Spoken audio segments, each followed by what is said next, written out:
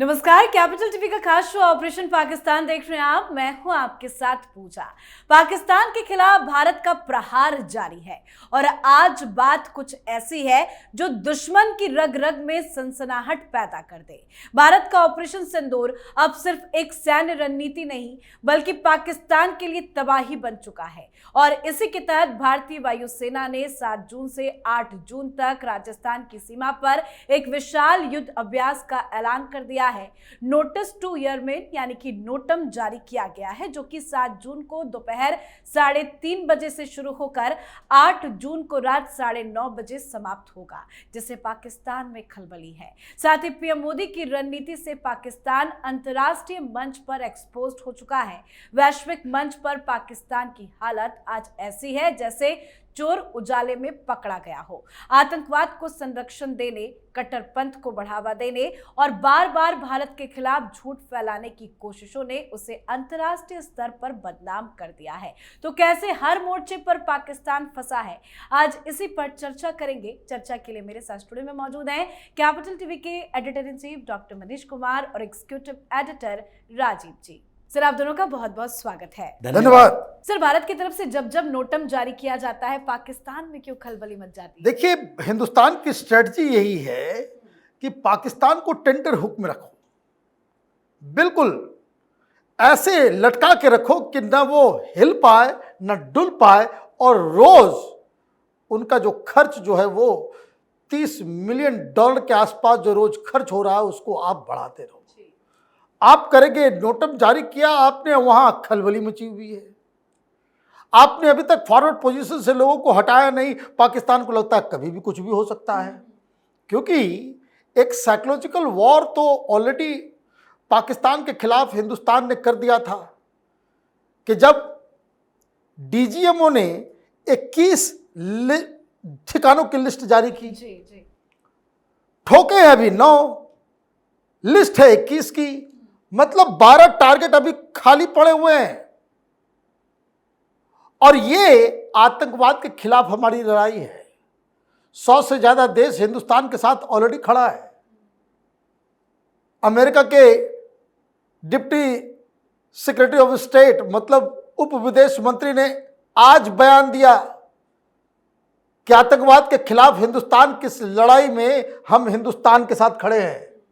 मतलब पाकिस्तान छिन्न भिन्न हो रहा है और इसका फायदा क्या हो रहा है? इसका फायदा ये हो रहा है कि पाकिस्तान की आर्मी वापस अपनी जगह नहीं जा रही। उनको लगता है कि भाई इधर खाली किया तो कभी भी घुस गया तो दिक्कत ही हो जाएगा। और रोज प्रधानमंत्री कभी कश्मीर में जाकर के कह देते हैं, कभी बिहार में जाकर कह देते हैं, कभी गुजरात में जाकर के कह देते हैं कि ऑपरेशन जारी है। तो आप ये समझिए कि पाकिस्तान की स्थिति कैसी है। पैसे नहीं है, इंटरनेशनल समर्थन नहीं मिल रहा। भाई सऊदी अरब तो होकर के आ गए, सऊदी अरब से कोई भी आश्वासन मिला क्या? हिंदुस्तान के खिलाफ कोई बयान वहां से जारी किया गया क्या? नहीं। तो कहने का मतलब यह है कि ये हिंदुस्तान की स्ट्रेटजी है कि इस जो स्टेलमेट है इसको लंबा खींचो। जितना ये लंबा जाएगा पाकिस्तान की परेशानी और भी बढ़ते चली जाएगी। और जो समय बताया गया है तो देखिए, कल उधर से कोई खबर आ जाएगी। आज ही पिछले 24 घंटे में 10 नहीं 12 आर्मी पर्सनल को जो है मार गिराया बीएलए ने। तो वो अलग कार्यक्रम उधर अलग चल रहा है। तो चारों तरफ से घिर गया है।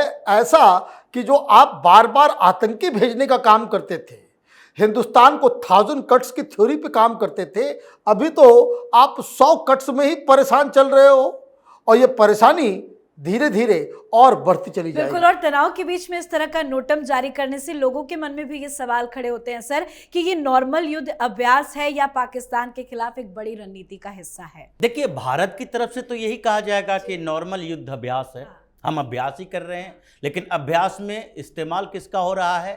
राफेल का। अभ्यास में इस्तेमाल हो रहा है मिराज 2000 का और सुखोई 30 का।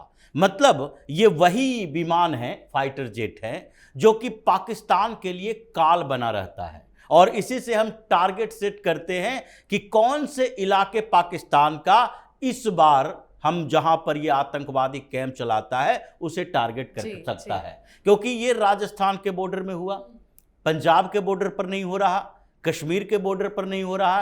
तो अब डर तो लग रहा होगा पाकिस्तान को कि कश्मीर में ये पीओके के क्षेत्र में तो टारगेट खत्म हो चुका है, लॉक किया गया, टारगेट पर हिट किया गया और पीओके में आतंकवादी कैंप तबाह हो गया। उसके बाद पंजाब के क्षेत्र में भी इस बार टारगेट रखा गया, क्योंकि पहले पाकिस्तान ये समझता था कि पंजाब के क्षेत्र में तो कोई भी टेरर कैंप के खिलाफ कार्रवाई भारत नहीं कर सकता। भारत को लगता है कि ये पीओके का क्षेत्र, पाकिस्तान भी ये झाड़ कर चलता था पल्ला कि हमारा क्षेत्र तो है ही नहीं, ये तो हमारे संरक्षण में है, ये तो उसे आज़ाद कश्मीर कहता है और इसलिए कहता है कि ये आज़ाद कश्मीर है और भारत में जो कश्मीर का क्षेत्र है जी, जी। वो भी आज़ादी के नारे लगा रहा है, ये दोनों मिलकर कश्मीर को आज़ाद करेंगे। लेकिन ये पंजाब के क्षेत्र, उसकी संप्रभुता पर हमला थी, तो इसलिए अब ये डरा हुआ है कि राजस्थान के बॉर्डर पर अब ये जो मिराज उड़ रहा है, गरज रहा है, ये सुखोई गरज रहा है, राफेल गरज रहा है, ये कहीं कुछ और तो नहीं देख रहा,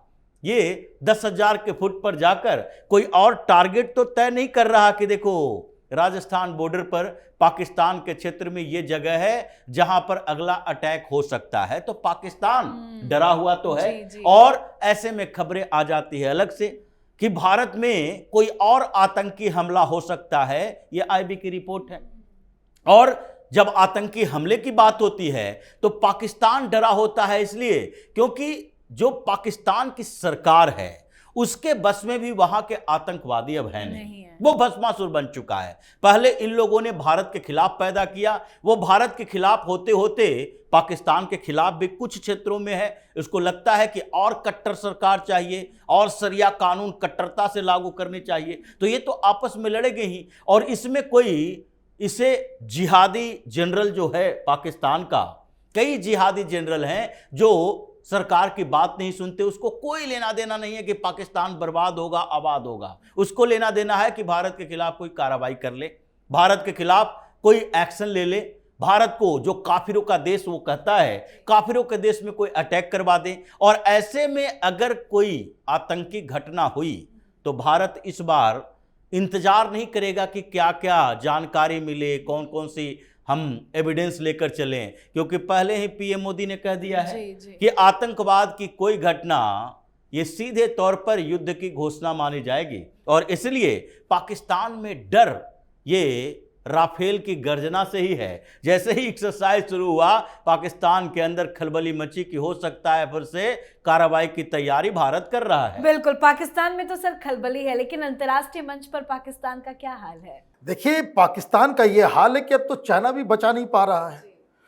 ब्रिक्स एक ऑर्गेनाइजेशन है जिसमें चाइना भी बैठा हुआ है, ब्राज़ील भी है, इंडिया भी है, बहुत बड़ा एक पावरफुल ग्रुप बन गया है वो। और वहाँ कि पार्लियामेंटेरियंस की जो है एक बैठक हुई, उसमें एक स्वर में इवन चाइना उसका सिग्नेटरी है कि पहलगाम में जो हुआ वो आतंकी घटना है और किसी भी फॉर्म में कहीं से भी और किसी भी ऑब्जेक्टिव से अगर आतंकी घटनाओं को अंजाम दिया जाता है तो ब्रिक्स उसके साथ नहीं है। क्या करेगा पाकिस्तान? जी, जी। मतलब चाइना भी उसको बचा नहीं पा रहा। मैंने अभी कुछ देर पहले बताया किस तरीके से अमेरिका के डिप्टी विदेश मंत्री ने किस तरीके से आज बयान दिए। साथ ही साथ जिस तरीके से आप देखिए शशि थरूर अमेरिका में है और जिस हिसाब से वहाँ पे इंडियन पॉइंट ऑफ व्यू को लोग एक्सेप्ट कर रहे हैं, साथ ही साथ दुनिया भर के एक्सपर्ट वो इस बात को कह रहे हैं, इवन आप ये समझिए कि हमने बचा दिया, हमने बचा दिया, हमने न्यूक्लियर वॉर से रोक दिया। अमेरिका के तमाम जो स्ट्रेटजिक एनालिस्ट हैं वो टेलीविजन पे आ कर ये कह रहे हैं कि आपने पाकिस्तान को क्यों सेव कर दिया। जी। तो वहाँ की सरकार, वहाँ ट्रंप गवर्नमेंट भी जो है वो लोगों के निशाने पे आ गई है। और हमारे जो तमाम जो पार्लियामेंटेरियंस ऑल पार्टी डेलीगेशन जो गया, आप देखिए कि क्या वंडरफुल काम करके ये लोग आए। तो एक तरीके से जो आइसोलेशन में ऑलरेडी पाकिस्तान था, पाकिस्तान के पॉइंट ऑफ व्यू को अब दुनिया समझने को तैयार नहीं है। ये बहाना नहीं चलेगा कि हम सबसे ज़्यादा भुक्तभोगी हैं, 80,000 लोग हमारे मारे गए। अरे भाई, सांप को पालोगे तो वो तो तुमको भी काटेगा। ऐसा तो नहीं कि तुमको नहीं काटेगा।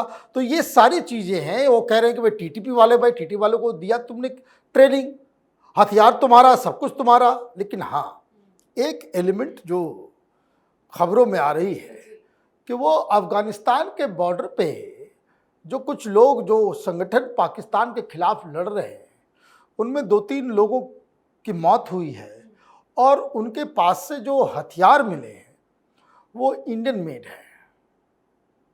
अब आप बात को समझिए, अब उसके ऊपर क्या कहा जाए। अभी तक चाइनीज़ वेपन इस्तेमाल होता था, रशियन इस्तेमाल क्लैशनिकोव होता था, अमेरिकन वेपन होता था।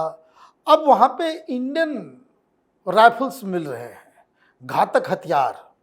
अब कैसे वहाँ पहुँच गया, कैसे क्या हुआ वो पता नहीं, लेकिन ये एक चिंता का विषय है कि इसका मतलब ये है कि लड़ाई जो है पाकिस्तान के बॉर्डर अफगानिस्तान के साइड में भी लंबी चलने वाली है, क्योंकि उनके पास न गोलियों की कमी है न हथियार की कमी है। मतलब चौतरफा गिर चुका है पाकिस्तान। सर, अंतर्राष्ट्रीय मंच पर पीएम मोदी ने ऐसी क्या रणनीति चली जिससे पाकिस्तान एक्सपोज्ड हो चुका है? देखिए, पाकिस्तान की सबसे मजबूत पक्ष जो होता है जी। वो 2 ही तरीके से अंतर्राष्ट्रीय कूटनीतिक में अपना इस्तेमाल करता है। एक है वो मुस्लिम देश, और दूसरा है कि जो भारत के खिलाफ काम करने वाले देश हैं, जिसका इंटरेस्ट भारत के खिलाफ है, उन लोगों का समर्थन मिलता है। तो उसमें इंटरेस्ट लेने वाले देशों में अमेरिका हुआ करता था, जो कि भारत और पाकिस्तान के बीच बैलेंस करके वो भारत को अपने साथ साथ लाने की कोशिश करता रहा। और एक चीन है जो कि चाहता है कि भारत और पाकिस्तान टकराता रहे, ताकि भारत पूरा फोकस हमारे तरफ ना कर सके।